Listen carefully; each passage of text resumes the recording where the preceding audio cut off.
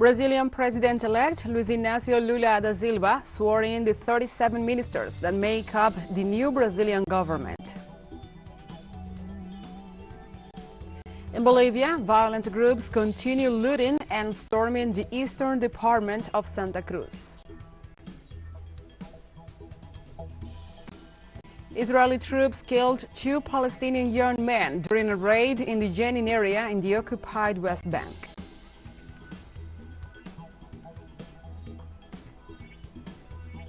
From the headquarters of TeleSUR English in Havana, Cuba, this is From the South. I'm your anchor, Gladys Quesada, and these are the news. In Brazil, Luiz Inácio Lula da Silva was sworn in as the new president of the South American giant this Sunday. Lula da Silva was sworn in for a third term, which experts said will be full of challenges for the left-wing politician. Lula was sworn in together with his vice president, Geraldo Alckmin, in a ceremony held in the Chamber of Deputies of the Brazilian National Congress, which was not attended by the outgoing president Jair Bolsonaro, who 2 days earlier left the country for the United States. Also, before the ceremony, the attendees held a minute of silence in tribute to the football legend Pelé and Pope Emeritus Benedict XVI, both of whom recently passed away. During the inauguration ceremony, Lula assured that his main commitment is to the trust placed in him by the Brazilian people.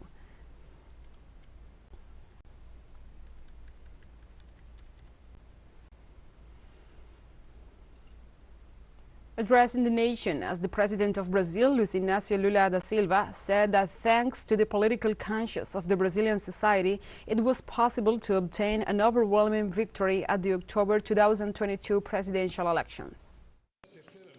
For the third time, I'm here to this National Congress to thanks to the Brazilian people and the vote of trust you gave me to me.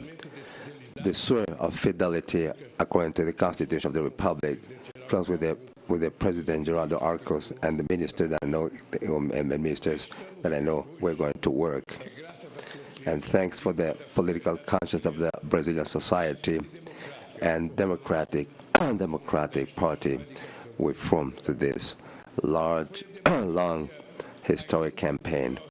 We have victorious, so overwhelming. The Brazilian head of state also said that he intends to keep the promise that he made 20 years ago when he was elected president for the first time, that each Brazilian can eat at least 3 times a day. 20 years ago, when I was elected president of the first time, close with the Vice President José Alencar, I started the word like change that was only simply and concrete the constitutional precepts to start with the right of a good life without foam, with job and health and education. I said on that occasion that my life will be committed when each Brazilian can eat 3 times per day. Brazilian President Luiz Inácio Lula da Silva swore in the 37 ministers that make up his new cabinet. Among those sworn in is Fernando Haddad, who assumed the position of finance minister, while the Ministry of Foreign Affairs was left in charge of Mauro Vieira, a veteran career diplomat who has already been foreign minister between 2014 and 2016 in the administration of President Dilma Rousseff. After the swearing-in, Lula's cabinet was composed of 11 women and political leaders from 9 parties from a broad spectrum, ranging from the left to the more moderate right.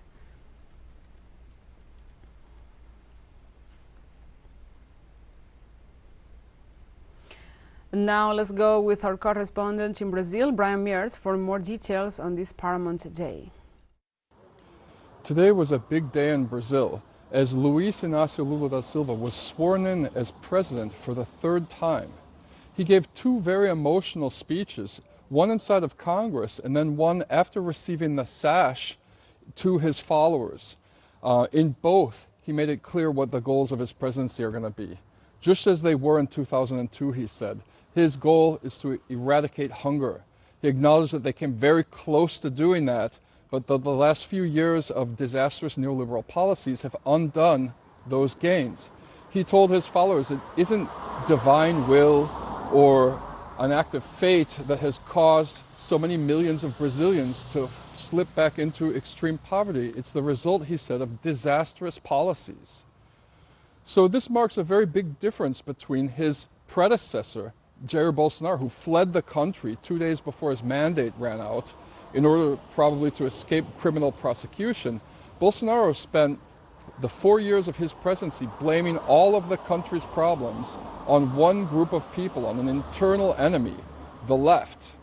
Lula made it clear during his 2 speeches today that he believes that the biggest enemies of Brazil are inequality and hunger.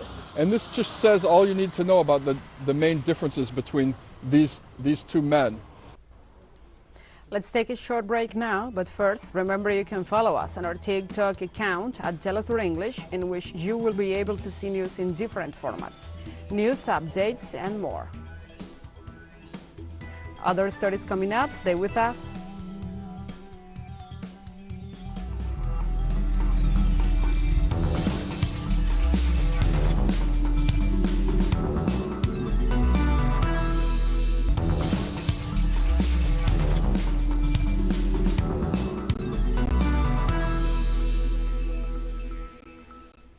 Welcome back. In Bolivia, the acts of violence perpetrated by criminal groups in the eastern department of Santa Cruz continue. This in the context of demonstrations calling for the release of Fernando Camacho, arrested for promoting the 2019 coup d'etat.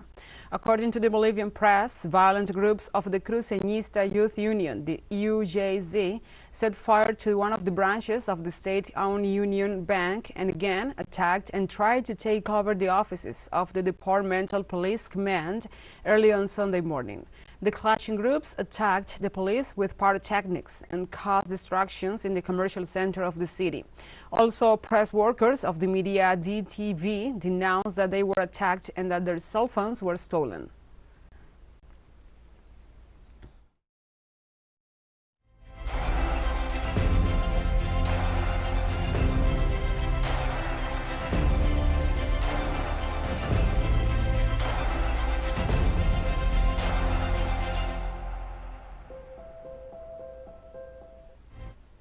In Brazil, the hearse carrying the body of the Brazilian soccer legend Pelé arrives on Monday at Santos Vila Belmiro Stadium on the outskirts of Sao Paulo. Santos, the club where Pelé played some of the best games of his career, will hold his funeral at the stadium on Monday and Tuesday. The club said in a statement the public will be able to pay their final respects in the stadium from 10 a.m. local time until the following day at the same time. Pelé, whose full name was Edson Arantes do Nascimento, died on Thursday after a long battle with cancer at the age of 82.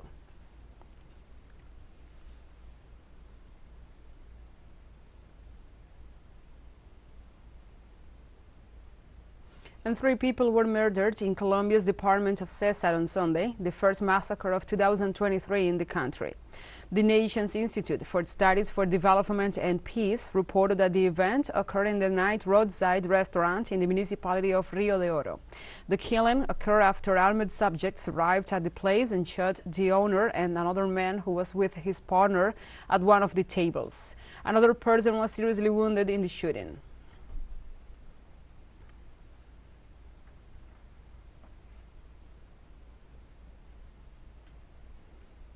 Venezuela and Colombia fully reopened their common border with the official reopening of the Atanasio Girardot International Bridge, formerly known as Las Tienditas, which will allow integration between the 2 countries. This Sunday, January the 1st, 2023, the passage of vehicles for individuals, passengers and cargo was officially opened in the border zone between the north of Santander and the state of Táchira. The total opening of the bridge is one more step in the process of the re-establishment of the relations between Venezuela and Colombia. This international bridge was renamed Anastasio Girardot in homage to his independence revolutionary who fought alongside Simón Bolívar in several battles.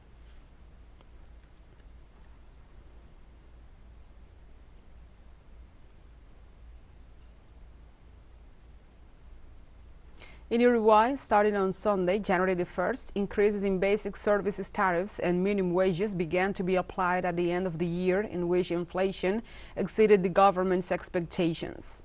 In this context, starting on this date, the residential sector will pay an average of 3.5% for its electricity bill and 6.7% for water. Meanwhile, the National Telecommunications Administration, ANTEL, set an average increase of 2% in its different services. In turn, authorities of Labor and Social Security Ministry announced a 9% increase in the minimum wage, which is very close to the inflation rate, estimated to be around 8.5%. In turn, authorities of Labor and Social Security Ministry announced a 9% increase in the minimum wage, which is very close to the inflation rate, estimated to be around 8.5%.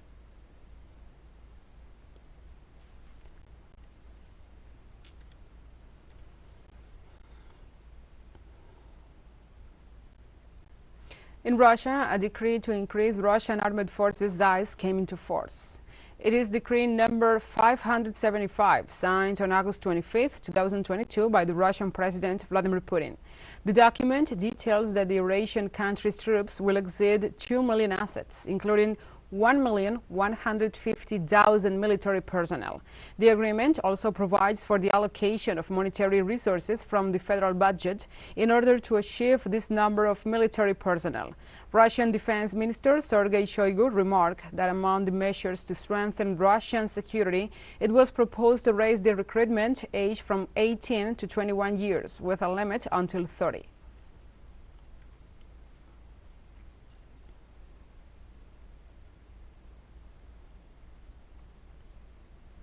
And several countries in the world are increasing controls on travelers from China due to the upsurge of COVID-19 infections in the Asian giant and the possibility that virus variants may appear in the region.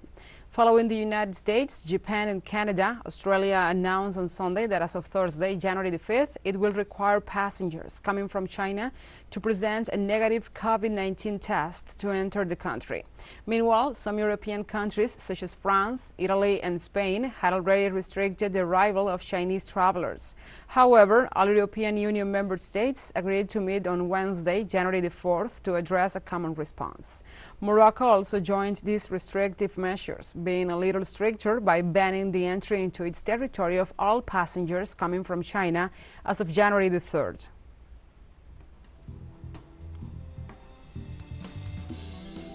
And we have more news coming up after a final short break, so stay with us.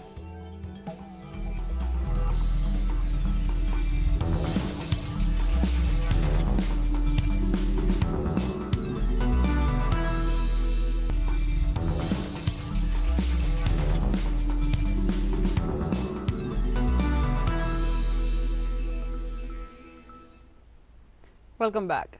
Two young men were shot to death by Israeli troops in Palestine on Monday during a raid in the occupied West Bank area of Jenin.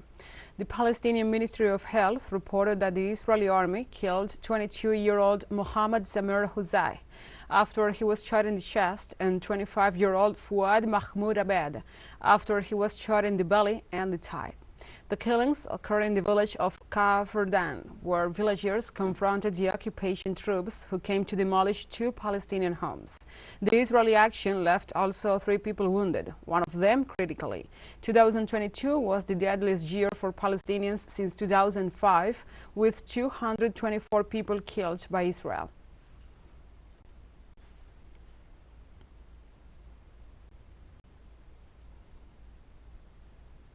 In Uganda, at least 9 people were killed on Sunday in a stampede during celebrations for the New Year in the capital. The event took place during a musical show that took place at midnight, when the ceremony master encouraged the participants to go out to see the fireworks.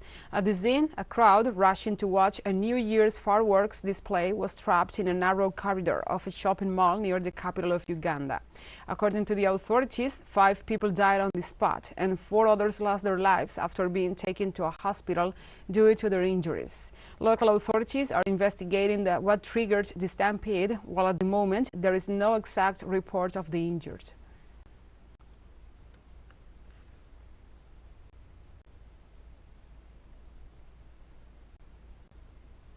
In Afghanistan, an explosion ripped through the vicinity of the military zone of Kabul airport on Sunday, causing an undisclosed number of deaths and injuries.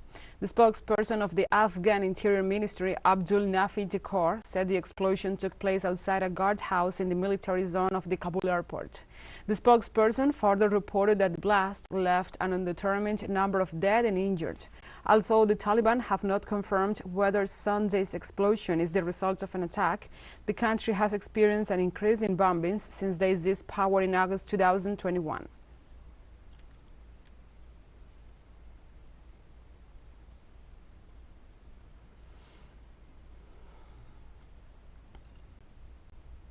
And the North Koreans turned out in the snowy capital of Pyongyang to mark the start of the new year on Sunday.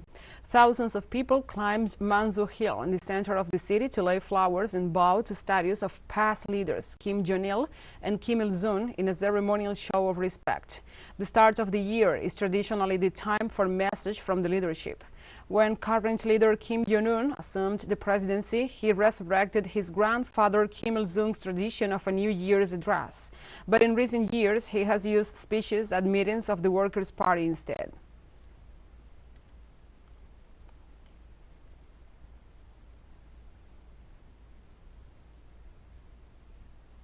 Authorities in the United States said a man wielding a machete attacked 3 police officers at New Year's Eve celebration in New York City, striking 2 of them in the head before an officer shot the man in the shoulder. The attack happened about 8 blocks from Times Square, just outside of the high-security zone where revelers are screened for weapons. The 2 officers were hospitalized, one with a fractured skull and the other with a bad cut, and were expected to recover. Police did not identify the 19-year-old suspect, who also was expected to recover. An investigation was underway to pinpoint a motive for the attack, but authorities said they did not believe there was any ongoing threat to the public.